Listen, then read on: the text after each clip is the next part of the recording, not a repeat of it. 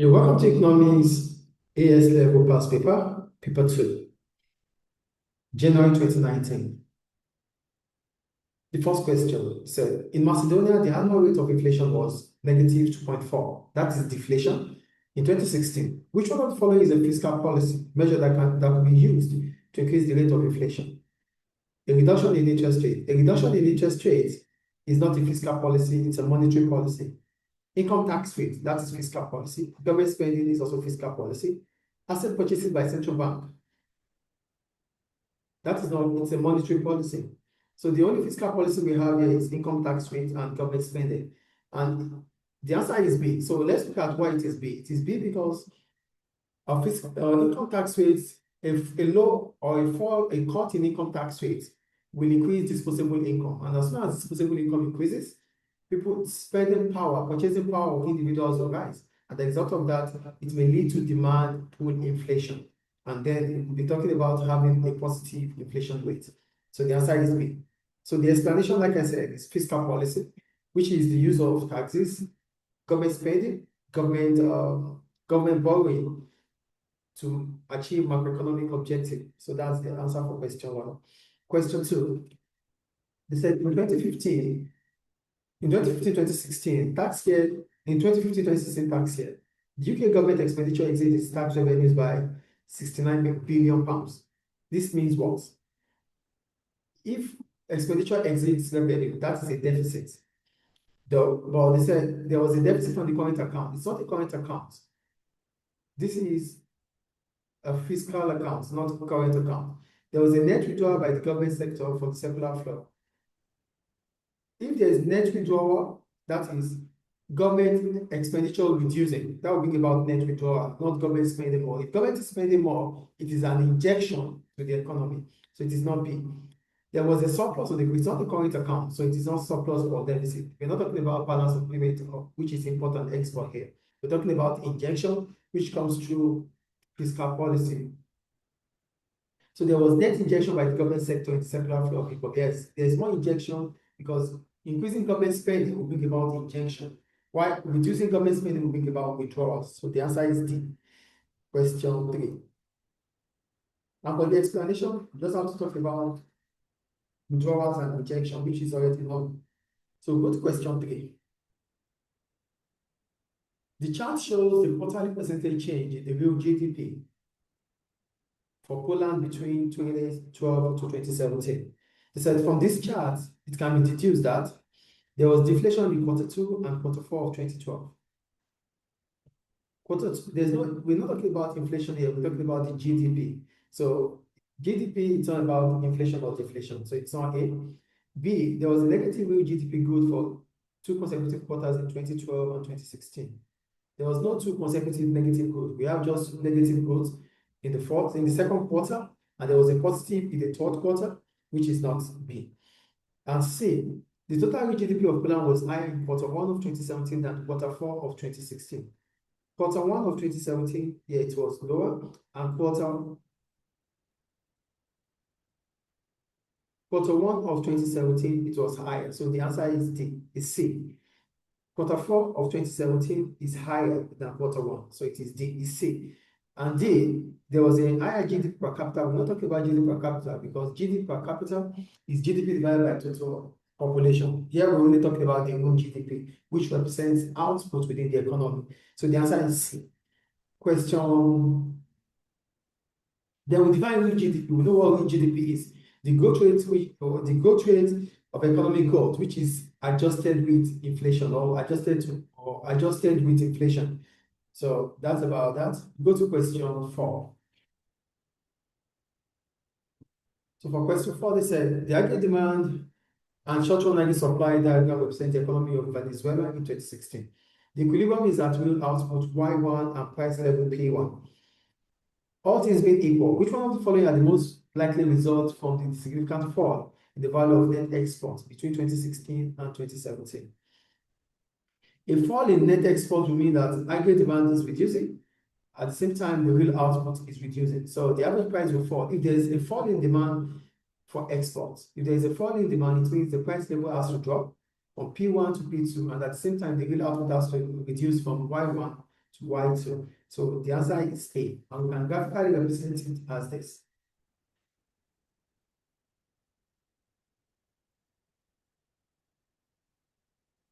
It can be graphically represented as this. A -4 in the AD, from AD1 to AD2, as the real output will fall from this point, from Y1 to Y2. Then we'll have a fall in the price level from P1 to P2. So that is the effect of a fall in aggregate demand. Thank you. So we move on. So the answer is A. We'll go to question 5. It said the table shows the CPI for Norway between 2008 and 2015. So from the data, it can be deduced that there was deflation in 2009. In 2009, there's no deflation. Deflation is a negative fall in the rate of inflation. So from 2008 to 2009, it's a positive. So it's 97, which increases. The rate of inflation was higher in 2011 than in 2010. In 2011, we have 101.3. And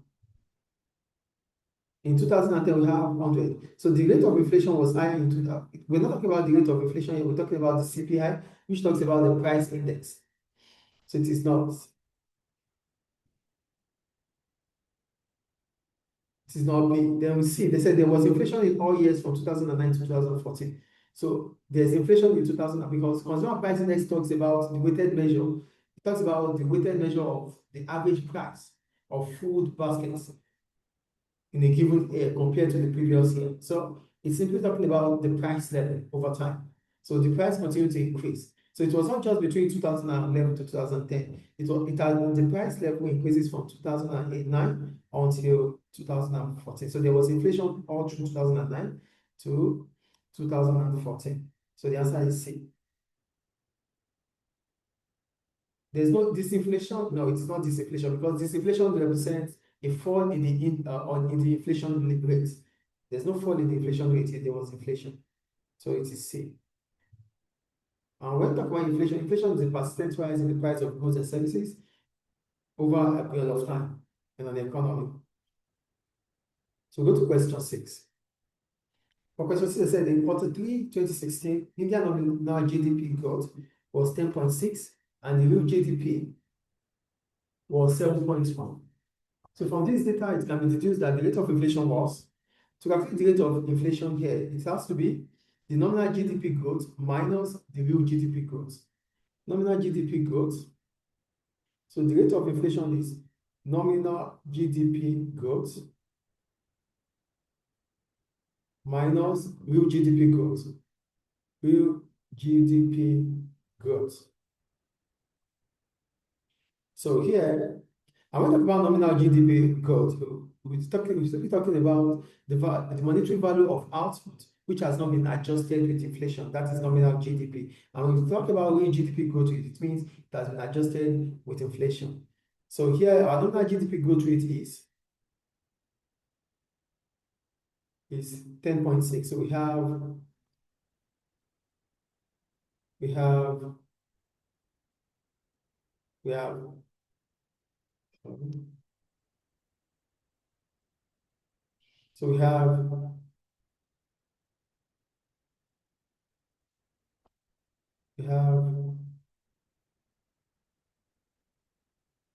so we have 10.6 here.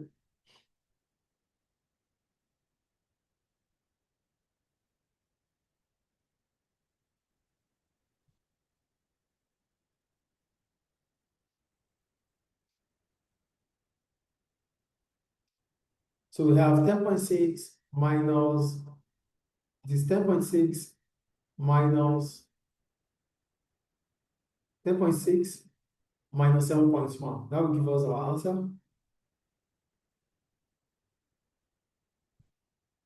Okay.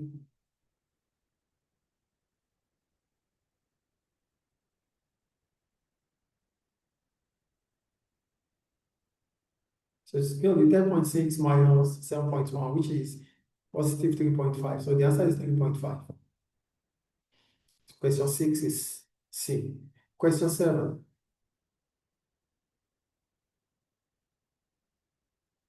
It said the aggregate demand and the London aggregate supply. And London aggregate supply diagram represents the economy of the UK in 2017. The equilibrium level of real output is Y1 and price level is P1. So here they said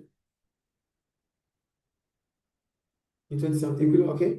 Let's say it's a text variable. Which one of the following are most likely to result from the planned 8% real decrease in government spending on education between 2017 and 2020? So here it said the aggregate demand, the equilibrium level is this.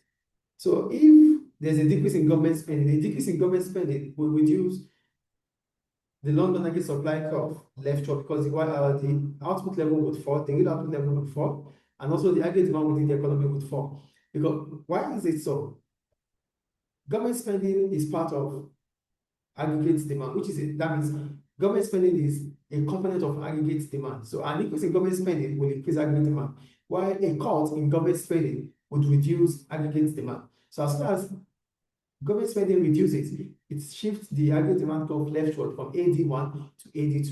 And at the same time, the London aggregate supply curve will shift leftward from LRAS1 to LRAS2, which will bring about a fall in the real level of output from Y1 to Y2. So that can be represented as this. A fall in aggregate demand, AD2, and that will bring about a leftward shift in aggregate demand from Y2, and our LRS1 will be LRAS2, LRAS2. So the answer is B. So go to question 8. He said, which one of the following is likely to constrain economic growth? And when we talk about economic growth, we're simply talking about an increase in the country's GDP or an increase in the country's output. So a strong and stable economy, or when we talk about constraint simply means hindrance to economic growth. And one of the hindrance to economic growth is not going to be a strong and stable government. A strong and stable government would increase output, which is not A, and increase in productivity. Productivity is output against input. So an increase in productivity would bring about economic growth. It's not B. A current account surplus on the balance of payment. A current account will have surplus if export increases more than import, and that will bring about economic growth. It is not C. A fall in the level of real investment spending on infrastructure. Investment represents is a component of the aggregate demand. So a fall in investment will bring about a low output, and if output is reducing, then it's the constraint in economic growth. So the answer is D for question 8. So that takes us to question 9. For question 9, we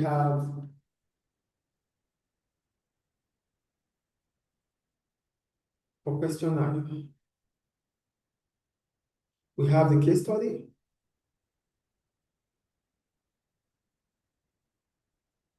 And so with reference to a figure 1, explain the main components of the current account on the balance of payment. When we talk about current account on the balance of payment, first, what's the current account? Current account is a record of the money flow into and from an economy through import and export of goods and services, and also transfer of income and net transfer.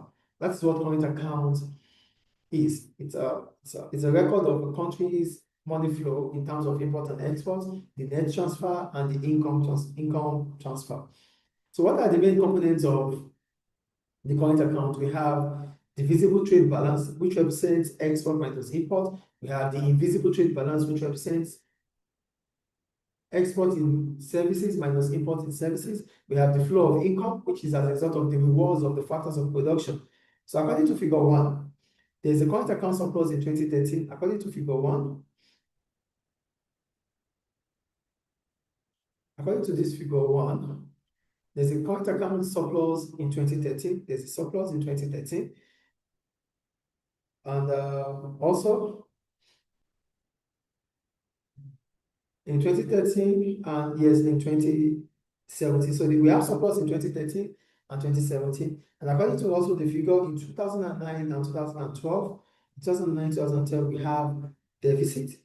There's a balance in 2014 and 2015. We have a balance in 2014 and 2015. So that answers question 9A. So that takes us to question 9B. So with reference to the information provided and your knowledge, evaluate the likely impact of increased investment in tourism on the economy of Portugal. Illustrate your answer with an aggregate demand and aggregate supply diagram. So increase in investment is as a form of injection into the economy, and that improves or increases the circular flow of income. So tourism is a form of invisible exports. So increasing tourism means increasing the visible export, which may in turn increase the aggregate demand, as export is part of the component of aggregate demand. So increasing investment will bring about increasing the productive capacity or productive potential of Portugal, and this will in turn shift the London aggregate supply to the right. And this may also reduce unemployment in Portugal, which as a result might increase the income level in Portugal. So a rise in income level will increase purchasing power in the short term for households in Portugal, and this will increase the aggregate demand in the short term. So we can represent that with a graph for question B. So the graphical representation of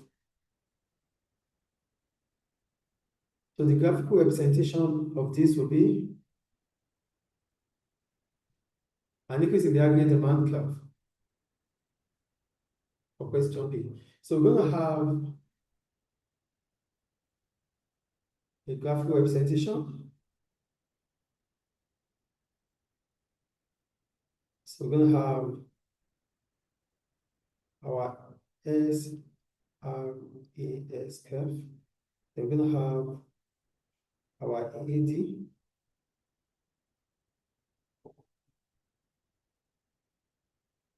AD1, Y1,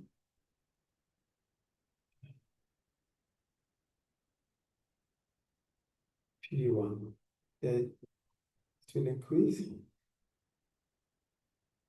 To increase from AD1 to AD2. And that will increase the output level from Y1 to Y2. And the price level is expected to rise from P1 to P2. So this is the graphical representation of an increase in investments in tourism. However, also tourism, according to the case study, also the tourism sector is crucial to the Portuguese economy as it is. It represents almost 17% of the export of goods and services. But what is the consequence of increasing tourism? One, there may be time lag between investments made and exports improvement. There's always going to be time lag, which simply means investments will be done, but it takes time before the reward starts coming up. Two, investments may damage exports. So these are the consequences of increasing investment. And lastly, in the short run also, as building and construction work is all tourism. So in the course of investing in infrastructure, those period of time, tourists will not be available. So it simply means in the short run, tourists will be put off based on the fact that the country is constructing infrastructure. And lastly, Portugal may be vulnerable as it means putting all reliance on exportation, which will be affected with any event of the war. So putting so much reliance on exportation might make a country to be vulnerable. So that's about question 9B. So go to 9C.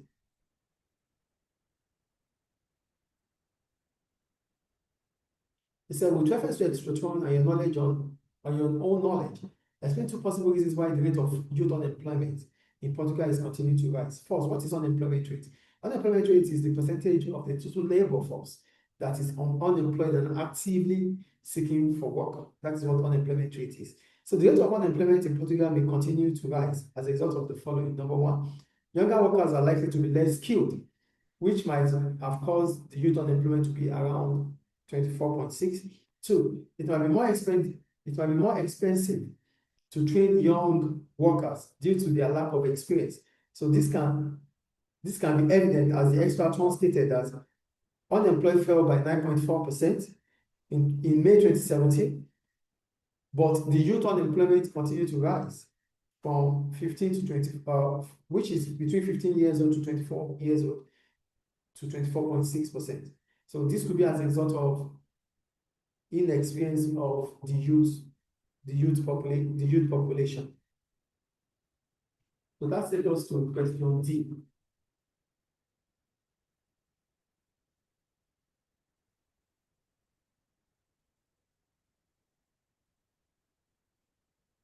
He said, with reference to figure 2 and extract 1, assess the likely economic effect of change in the rate of unemployment in Portugal since 2013.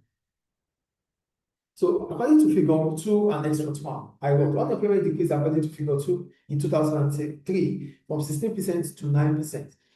So this is likely to increase disposable income. And if disposable income is increasing, consumption would also increase, and which in return will increase aggregate demand within the economy, because investment and consumption are part of the aggregate demand. So that's the first effect. Two, according to extract 1, there is higher investment and export. This will result in the confidence level of businesses and consumers, which may result in higher improvement in the aggregate demand. So extract one also let us know that there's an increase in investment, and export. This will result into boosting the consumers and business confidence. As a result of that, aggregate demand is going to rise. The third one, according to extract 1, a fall in unemployment rate has brought about improved budget balance as government tax revenue increases and expenditure reduces, especially through unemployment benefits. That's another reason why we could have. That's another impact of a fall in unemployment rate. A fall in unemployment rate will mean that government tax revenue would increase through income tax and also corporation tax, because firms will be selling more than they used to sell. And that will bring about a fall in government expenditure, especially in unemployment benefits. And the next one, a fall in unemployment rate may result into lower crime rates and improve the quality of life. So these are the reasons why a fall in unemployment is important. And also, we have to consider the negative impacts of a fall in the rate of unemployment. The first one is inflation. A fall in unemployment rates will mean that disposable income will rise. And if disposable income increases, aggregate demand is expected to increase within the economy. And the rise in aggregate demand will bring about demand pull inflation. And lastly, despite the fact that there's a fall in unemployment rate, the youth unemployment rate is still rising, which means there might be income inequality in the economy. And the point is clear there. I'll go to question E. For question E, they said, evaluate the view that Portuguese government was successfully avoiding conflicts between macroeconomic objectives between 2009 and 2017. First, what are macroeconomic objectives? Macroeconomic objectives are government aims which they want to achieve to improve the economic performance of the economy, for example, the Portuguese economy. So what are those macroeconomic objectives? Number one, increase the economic growth, low unemployment rate, low inflation rate, which is the same as price stability, balanced budget, and economic growth or income inequality. So government wants to reduce income inequality, or government wants to ensure that there's income equality within the economy. So these are macroeconomic objectives, and they are meant to improve the economic performance of a country. So according to figure 2, so the Portuguese government was able to avoid conflicts between macroeconomic objectives based on the following reasons. One, according to figure 2, there was a rising inflation rate. Let's go back to figure 2.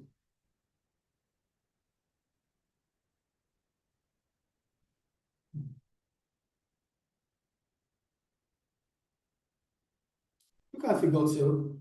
Based on figure 2 that we have here, there was a rising inflation rate, but it was stable at 2%. There was a rising inflation rate, but it was stable at 2%, despite the fact that the economy is growing at a higher rate. The economy is growing, but the inflation rate was still stable at 2%. A rise in export greater than import, according to extract 1. According to extract 1, there's a rise in export than import, which means there's improvement in the balance of payments current account, which also affects the figure, which is also reflected in figure 2. According to figure 2 again, low unemployment has brought about a higher income. This may as well help in distribution of income, and there's investment in education in extract 1. There's investment in education, which may allow workers to be more employable, and that would also increase income. However, conflicts may also include one, an increase in aggregate demand will bring about a rise in inflation rate, and if the inflation rate is increasing, that would reduce the purchasing power or increase the cost of living for individuals, and that is conflict. Conflict in macroeconomic objective. Government is trying to increase economic growth at the same, but in the course of doing that, there's a high inflation rate, and also an increase in construction will bring about damage to the environment. So these are possible conflicts that might arise in macroeconomic objectives for the Portuguese government. So that ends paper 2, January 2019. See you in the next class. Thank you.